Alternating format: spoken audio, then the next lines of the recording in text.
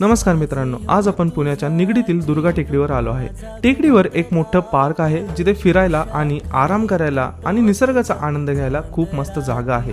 इथे बरीच झाडं आणि हिरवाई दिसते जी निसर्गप्रेमी लोकांना खूप आवडते। दुर्गा टेकडीवर एक मस्त मंदिर आहे जिथे लोक प्रार्थना करायला येतात। इथे शांततेत बसून तुम्ही तुमच्या दिवसाची सुरुवात करू शकता किंवा मित्रांसोबत गप्पा मारता मारता वेळ घालवू शकता। दुर्गा टेकडीवर चांगला ट्रेकही करता येतो आणि संपूर्ण शहराचं सुंदर दृश्य इथून दिसते।